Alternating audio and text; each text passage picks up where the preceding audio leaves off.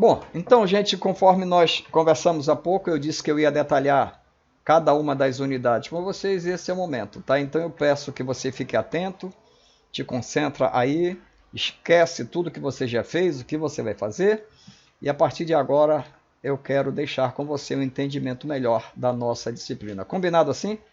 Então, eu estou aqui, parece que eu estou vendo você, tá? Crescendo intelectualmente com a nossa disciplina. Então, como você está vendo aí no nosso slide, o nosso curso está aí, Gestão de Operações e Logística 2, e a nossa é a Unidade 1. Do que trata a Unidade 1? Introdução às operações logísticas. Tudo bem? Então, vamos ver aí o que nós esperamos que você, ao final dessa disciplina, tenha domínio. Primeiro, identificar o que são serviços e sua classificação nos setores da economia. Depois, classificar as características de serviço. É importante, tá? Que você venha entender o serviço, tá? Quando você estiver consumindo um produto, quer seja mais tangível ou menos tangível. O que eu estou querendo dizer com isso? Que há sempre um composto daquilo que tu estás consumindo. Ok? Sempre tem um pouco de intangível, que é o serviço, com um pouco do tangível, que é aquele produto que você realmente sai com ele na mão, que você consome. Por exemplo, quando você entra numa loja e você vai comprar uma camisa, este composto tem o tangível, que é a camisa que você vai levar, mas tem também o intangível, que é o serviço, que é o atendimento, que é o layout, a facilidade de encontrar o produto, se você está sendo bem atendido, se tem alguém para tirar suas dúvidas, se você vai ter fila no caixa, tudo isso aí faz parte do intangível. Tudo bem?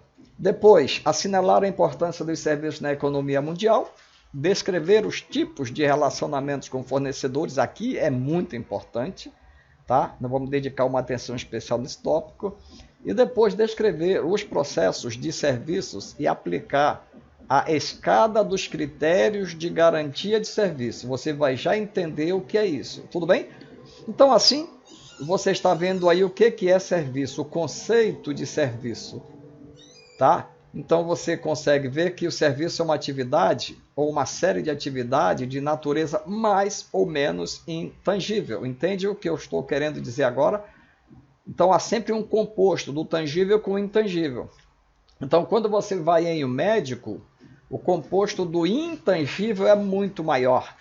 Porque você entra, ele está conversando contigo, está te examinando e tu sai com uma receita na mão.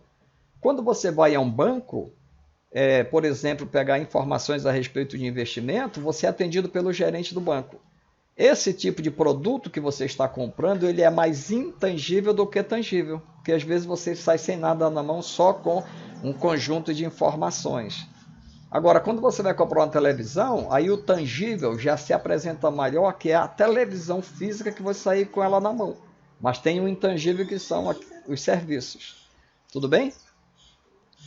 Então, continuando aqui, que normalmente, mas não necessariamente, acontece durante as interações entre clientes e empregados de serviço e ou recursos físicos ou bens, interessante aí, e ou sistemas do fornecedor de serviços, que é fornecido como solução aos problemas do cliente. Então, esse é um conceito que nos ajuda a começar a entender o que é serviço. Mas aí eu coloco outros conceitos, tá, que você consegue ler aí, para ir enriquecendo o entendimento e a fixação do que é serviço. Tudo bem? Na continuidade, eu chamo a tua atenção para as características que se observa e que os serviços estão mais presentes no setor terciário da economia. Veja bem, aqui eu quero uma reflexão tua. Sabe por quê? Porque, em geral, quando a gente pensa em serviços, já te leva para o setor terciário do mercado, ou seja, no setor primário, você tem a agricultura e a origem de muitas matérias-primas. No setor secundário é quando tu transforma aquela matéria-prima num produto final e tu vende no setor terciário, que é o comércio, onde você tem mais o entendimento e aceitação de que ali tem mais serviço. Mas eu garanto a você que também tem serviço lá na origem da cadeia, no setor primário. Tudo bem? Por isso que eu coloquei essa imagem que você está vendo aí, onde você consegue ver que em toda a cadeia produtiva tem serviço. Porque aquele que está no setor primário, por exemplo, na agricultura, produzindo, ele também tem prestação de serviço para ele, ok? Mas tudo vai, dependendo da fase, ter esse composto entre o tangível e o intangível, tudo bem? Deixando claro a questão conceitual, eu quero só reforçar com você nessa imagem a quantidade de serviços que você tem lá no setor primário. Então, tu tens aí o extrativismo, que é o setor primário, também tem serviço. Você tem a prestação de serviço entre o setor primário e o setor secundário. Tudo bem? Então tem prestação de serviço. Essa imagem que eu coloquei é porque eu quero deixar muito claro para desmistificar, talvez, essa informação que você tem de que serviço só tem no setor terciário. Não, no setor primário tem, no setor secundário tem. Tudo bem aí?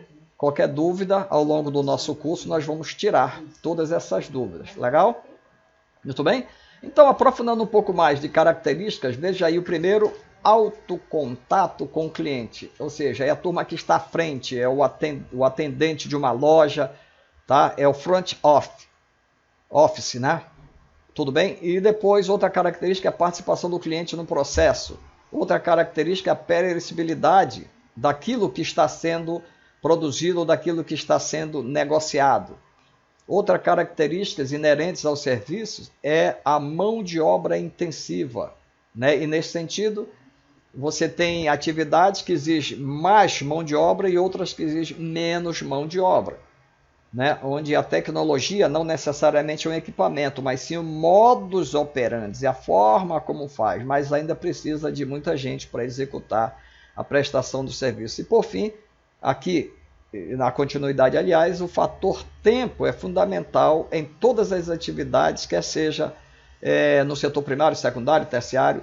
É preciso dar muita atenção ao tempo. As pessoas não querem esperar, não querem perder tempo aguardando por um serviço. Tudo bem?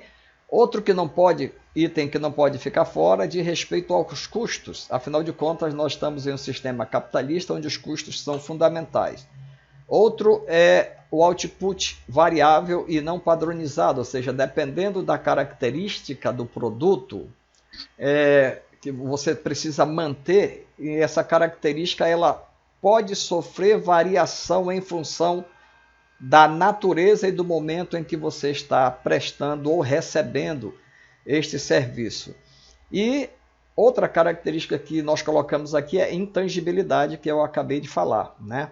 Então, o serviço ele está muito mais perto do intangível, ou seja, aquilo que não tem uma forma física que eu possa sentir, apalpar, né? E por outra característica é a qualidade e produtividade. Também é inerente ao nosso sistema capitalista. O cliente quer sempre o melhor pelo menor custo. E para o patrão é interessante que ele produza cada vez mais com menos recurso. A ideia é produzir cada vez mais com cada vez menos recurso, né? Tudo bem? E a continuidade, gente, vocês estão vendo aí o que é a administração pública. Eu coloquei isso aí para nós irmos já trabalhando dentro do nosso ambiente, que é gestão pública, né? Também conhecida por gestão pública, aqui é o conceito, né?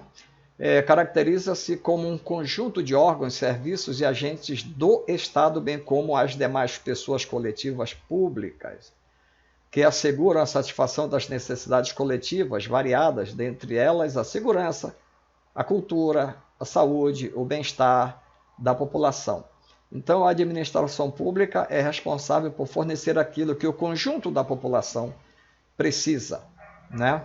Para a satisfação das suas necessidades. Para isso, nós, através de impostos e taxas, mantemos esse tipo de organismo funcionando. Então, é muito interessante, e você vai ver ao longo do nosso curso, que nós vamos trabalhar essa questão de que você tenha plena consciência de que aquilo que você usa do serviço público não é gratuito, você está pagando. Ocorre que não é como numa loja onde você paga na hora pelo. Não, mas quando você compra alguma coisa, existem impostos. Quando você vai usar um serviço, existem taxas. E são essas taxas que mantêm a máquina pública funcionando. Então, não é de graça. É preciso ter consciência disso. Ok? Aqui também nós temos aí um pouco da estrutura da administração pública, né? Cada administração pública, inclusive nós vamos ter oportunidade de refletir sobre essa estrutura e o impacto dela naquilo que o Estado entrega para você, quer seja em nível de município, em nível do Estado, em nível do Brasil, ou seja, da federação como um todo. É preciso ter muita consciência de como está funcionando essa estrutura para que nós, a partir da condição de cidadão e usufruto, usuário desse serviço, possamos nos colocar de uma forma mais crítica, buscando a melhoria dela, ok? E para reforçar esse entendimento, aí você vê nessa imagem a administração pública no Brasil e os seus diversos componentes dessa estrutura. Então, no serviço público, você tem aí a questão da auditoria fundamental, é um aspecto legal. Você tem toda uma regulamentação que disciplina aquilo que vai ser feito. Você tem atividade de segurança, você tem os militares para salvaguardar a segurança no tocante às questões externas.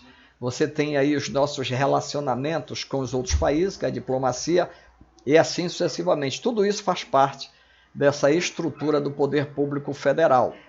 Tudo bem assim? Então, outro item importante que eu coloco para você diz respeito ao fato de que você precisa entender que quando um serviço é prestado, há sempre um conjunto agregado que deve ser considerado no chamado pacote de valor. Esse é um tema que nós vamos debater muito, porque quando você está usando qualquer serviço público, ele faz parte de um pacote. Como eu disse há pouco, quando você vai comprar uma televisão, quando você vai buscar um serviço na Receita Federal, não é especificamente aquele produto só que você tem acesso. Ele faz parte de um pacote que inclui tudo o que é tangível e o intangível, tá?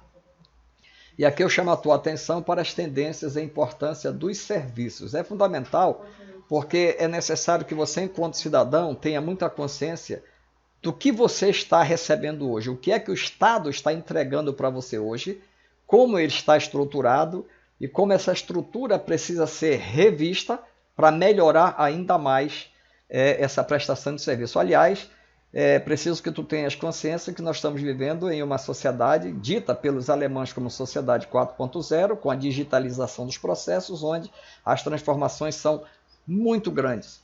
E é necessário que nós tenhamos consciência de que a gestão pública está ou não está conectada com essas transformações para que tu venhas a receber aquilo que as novas tecnologias permitem que você receba. Portanto, um processo de melhorias contínuas. Tudo bem aí? Então aí eu estou trazendo para você alguns serviços públicos, só exemplos. Então tem as questões ligadas à educação, à saúde, à limpeza pública. Aliás, aqui até fica uma posição minha, pessoal. Me incomoda muito ver uma cidade sendo limpa ainda com pessoas usando vassouras. Isso é inadmissível. Entende? Isso me incomoda, já que tem muitas novas tecnologias que podem fazer essa limpeza de uma forma muito mais barata e produtiva. Ok?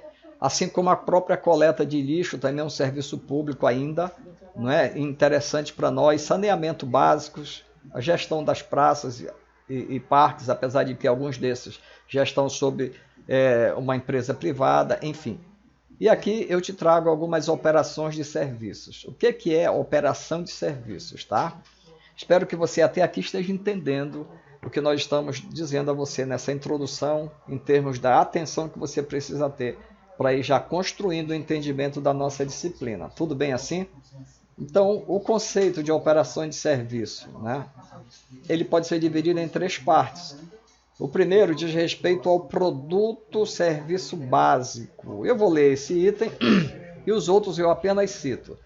O produto ou serviço básico preocupa-se em entender o que o cliente está buscando. Envolve conhecer o ramo de negócio do produto em questão, as competências do fornecedor e o mercado, ou seja, é aquilo que o cliente efetivamente precisa. E depois eu começo a agregar valor. Então, se o cliente entra na minha loja e compra um guarda-roupa, ele está precisando desse produto. Mas eu posso agregar a esse produto outros serviços, ok? Para fazer aquele composto dos produtos. E depois quando eu entendo o que o cliente quer, eu posso ampliar, que é o produto ampliado. Eu já começo a agregar uma série de valores para fidelizar esse cliente em mim. E por fim, o processo de entrega, aquilo que ele está buscando comigo. Tudo bem? E aqui eu trago para você como avaliar as características do pacote de serviço. É uma pergunta que eu faço para você começar a pensar.